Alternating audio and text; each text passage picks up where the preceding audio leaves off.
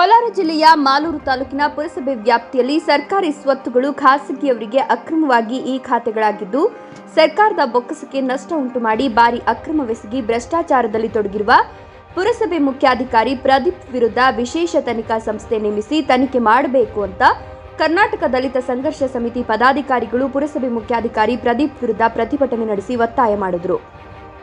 ಮಾಲೂರು ಪಟ್ಟಣದ ಪುರಸಭೆ ಎದುರು ಕರ್ನಾಟಕ ದಲಿತ ಸಂಘರ್ಷ ಸಮಿತಿ ಪದಾಧಿಕಾರಿಗಳು ಪುರಸಭೆ ಮುಖ್ಯಾಧಿಕಾರಿ ಪ್ರದೀಪ್ ವಿರುದ್ಧ ಪ್ರತಿಭಟನೆ ನಡೆಸಿ ತಹಶೀಲ್ದಾರ್ ರಮೇಶ್ ಅವರಿಗೆ ಮನವಿ ಸಲ್ಲಿಸಿದರು. ಮಾಲೂರು ಪಟ್ಟಣ ವ್ಯಾಪ್ತಿಯಲ್ಲಿರುವ ಖಾಸಗಿ ಮತ್ತು ಸರ್ಕಾರಿ ಬಡಾವಣೆಯಲ್ಲಿ ಸಿಎ ಸೈಟುಗಳು, ಉದ್ಯಾನವನ, ರಸ್ತೆಗಳು ಅಕ್ರಮವಾಗಿ ಪುರಸಭೆಯಲ್ಲಿ ಖಾತೆ ಮಾಡಿ ಸರ್ಕಾರಿ ಸ್ವತ್ತುಗಳು ಖಾಸಗಿಯವರ ಪಾಲಾಗಿದೆ. ಅಲ್ಲದೆ ಅರಳೇರಿ ರಸ್ತೆಯಲ್ಲಿ ರಾಜಕಾಲುವೆ, ಸರ್ಕಾರಿ ಓಣಿಯ ಭೂಮಿ ಒತ್ತುವರಿಯಾಗಿ ಬೃಹತ್ ಕಟ್ಟಡಗಳನ್ನು ನಿರ್ಮಿಸ್ತಾ ಇದ್ದು ಪುರಸಭೆಯಲ್ಲಿ ಯಾವುದೇ ಅನುಮತಿ ಪಡೆಯದೆ 6-7 ಅಂತಸ್ತಿನ ಮಹಡಿಗಳು ತಲೆ ಎತ್ತಿದ್ದು ಪುರಸಭೆ ಮುಖ್ಯಾಧಿಕಾರಿ ಪ್ರದೀಪ್ ಭಾರಿ ಅಕ್ರಮವೆಸಗಿ ಸರ್ಕಾರದ ಬೊಕ್ಕಸಕ್ಕೆ ನಷ್ಟ ಉಂಟು ಮಾಡಿ ಭಾರಿ ಭ್ರಷ್ಟಾಚಾರದಲ್ಲಿ ತೊಡಗಿದ್ದಾರೆ ಅಂತ ಆಕ್ರೋಶ ಹೊರಹಾಕಿದ್ರು. ಇನ್ನು ಪಟ್ಟಣದಲ್ಲಿ ಸ್ವಚ್ಛತೆ ಮರೀಚಿಕೆಯಾಗಿದೆ.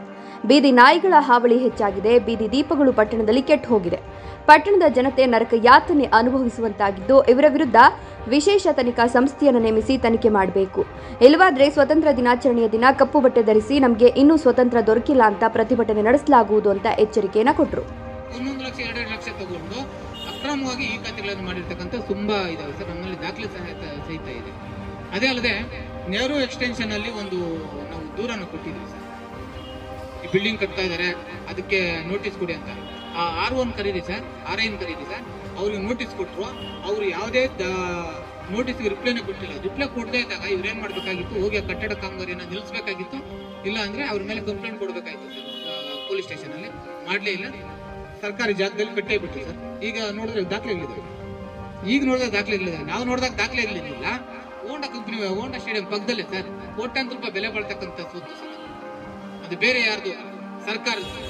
ನಾವು ನೋಡಿದಾಗ ಸರ್ಕಾರಿ ಜಾಗ, ಈಗ ನೋಡಿದ್ರೆ ಸ್ಥಳೀಯ ಪುರಸಭೆಯಲ್ಲಿ ಖಾತೆಗಳು ಸಿಗುತ್ತೆ, ಎಲ್ಲ ದಾಖಲೆಗಳು ಸಿಗುತ್ತೆ ಅಂದ್ರೆ ಏನ್ ಸರ್ ಇದು ಮಾರಾಟಕ್ಕೆ ಇಟ್ಟಿದಾರ ಪುರಸಭೆ ಅನ್ನೋದು ಸರ್.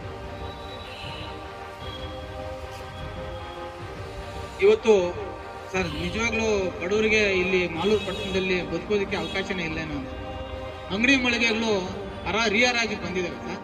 ರಿಯರಾಜಿ ಬಂದು ಇದುವರೆಗೂ ಸಹ ರಿಯರಾಜಿ ಮಾಡಲೇ ಇಲ್ಲ. ಯಾಕೆ ಉದ್ದೇಶ ಏನಪ್ಪಾ ಅಂದ್ರೆ ಹರಾಜಿನಲ್ಲಿ ಈಗ ಹಾಲಿ ಇರ್ತಕ್ಕಂಥ ಅಂಗಡಿದಾರರು ಅವರೇ ಕಂಟಿನ್ಯೂ ಮಾಡ್ಲಿಕ್ಕೆ ಪುರಸಭೆಗೆ ಏನೋ ಅಷ್ಟು ದುಡ್ಡು ಕೊಟ್ಬಿಟ್ಟು ಅದನ್ನ ನಾವೇ ಕಂಟಿನ್ಯೂ ಆಗ್ಬೇಕಂತಕ್ಕಂಥ ಒಂದು ಉದ್ದೇಶ ಇಟ್ಕೊಂಡು ಅದರಲ್ಲಿ ಮೀಸಲಾತಿಯನ್ನು ಕೊಟ್ಟಿಲ್ಲ. SC/ST OBC ಮೀಸಲಾತಿಯನ್ನು ಕೊಟ್ಟಿಲ್ಲ. ಅವತ್ತು ಯಾರು ಹಣ ಇತ್ತು ಅವರು ದೊಡ್ಡ ಮಟ್ಟದಲ್ಲಿ ಹಣನ ಕರೆದು ಅಂಗಡಿಯನ್ನು ತಗೊಂಡಿದ್ದಾರೆ. ಇವತ್ತು ಅವರೇ ಕಂಟಿನ್ಯೂಸ್ ಆಗಿ ಅಪ್ಪನಾಕಿ ದಾಲ್ದು ಮಾಡಿದ ಕೆಳಗಡೆ ಅವ್ರದ್ದು ಒಂದು ಮರ ಅಂತೇಳಿ ಅವ್ರದ್ದು ಬರ್ತಾನೆ ಇದೆ, ಕಂಟಿನ್ಯೂಸ್ ಆಗಿ ಬರ್ತಾ ಇದೆ. ಇದರಲ್ಲಿ ಮೀಸಲಾತಿಯಲ್ಲಿ ತುಂಬಾ ತೊಂದರೆ ಇದೆ ಸರ್. ದಯವಿಟ್ಟು ಈ ಎಲ್ಲಾ ಸಮಸ್ಯೆಗಳನ್ನ ನಮ್ಮ ಗಮನಕ್ಕೆ ತರ್ತಾ ಇದೆ ಸರ್. ದಯವಿಟ್ಟು UGD ತುಂಬಾ ತೊಂದರೆ ಇದೆ. ಇದರಿಂದ ಸಾರ್ವಜನಿಕರಿಗೆ ಆರೋಗ್ಯದ ಮೇಲೆ ವ್ಯತಿರಿಕ್ತ ಪರಿಣಾಮ ಬೀರ್ತಾ ಇದೆ. ಅದೇ ಅಲ್ಲದೆ ಗರ್ಲ್ಸ್ ಕಾಲೇಜ್ ಹಿಂದೆ ಆಗ್ತಾರೆ ಸರ್. ಪಕ್ಕದಲ್ಲೇ ಕಿಟಕಿಗಳಿದಾವೆ, ಯಂಗ್ಸ್ಟರ್ ಅವರು ವಿದ್ಯಾಭ್ಯಾಸ ಮಾಡ್ತಕ್ಕಂಥದ್ದು. ಅಲ್ಲಿ ನಮ್ಮ ಬೋವಿ ವಿದ್ಯಾರ್ಥಿ ನಿಲಯ ಇದೆ ಸರ್, ಅದ್ರ ಮುಂದೆನೇ ಆಗ್ತಾರೆ ಸರ್. ಈಗ ಬಸ್ ಸ್ಟ್ಯಾಂಡ್, ಹಾಸ್ಪಿಟಲ್ ಮುಂದೆನೇ ಆಗ್ತಾರೆ ಸರ್. ಅವ್ರು ತೆರವುಗೊಳಿಸೋದು ಎಷ್ಟೊತ್ತಾಗುತ್ತೆ, 11-12 ಗಂಟೆ ಆಗುತ್ತೆ ಸರ್. ಅದುವರೆಗೂ ಸಾರ್ವಜನಿಕರು ಯಂಗ್ಸ್ಟರ್ ಆ ಸ್ಮೆಲ್ಲಲ್ಲಿ ಓಡಾಡ್ತಕ್ಕಂಥದ್ದು. ಇಲ್ಲಿ ಇಂಜಿನಿಯರ್ ಏನ್ ಮಾಡ್ತಿರ್ತಾರೆ, ಇಂಜಿನಿಯರ್ ಏನ್ ಮಾಡ್ತಿದ್ದಾರೆ ಗೊತ್ತಿಲ್ಲ ಸರ್. UGD ಯಾರು ಸರ್, ಯಾರು ಜವಾಬ್ದಾರಿ ಸರ್? ಇಂಜಿನಿಯರ್ ಜವಾಬ್ದಾರಿ. ಬನ್ನಿ ಸರ್, ಇಂಜಿನಿಯರ್ ಎಲ್ಲಾನು ಹೋಗಿ ಸರ್ ಶ್ರೀನಿವಾಸ್ ಸರ್ ಎಷ್ಟು ಜಾಗದಲ್ಲಿ ಕಿತ್ತೋಗ್ತಾ ಇದೆ ಸರ್. ಮೇನ್ ರೋಡಲ್ಲ ಕಿತ್ತೋಗುತ್ತೆ ಇಲ್ವಾ ಸರ್? UGD ಕಿತ್ತೋಗುತ್ತೆ, ಹೆಂಗ್ ಸರ್ ಓಡಾಡಕ್ಕಾಗುತ್ತೆ ಸರ್? ಇದೆಲ್ಲ ಸಮಸ್ಯೆಗಳಿದೆ. ದಯವಿಟ್ಟು ಈ ಎಲ್ಲಾ ಸಮಸ್ಯೆಗಳನ್ನ ಸನ್ಮಾನ್ಯ ಕರ್ನಾಟಕ ಸರ್ಕಾರ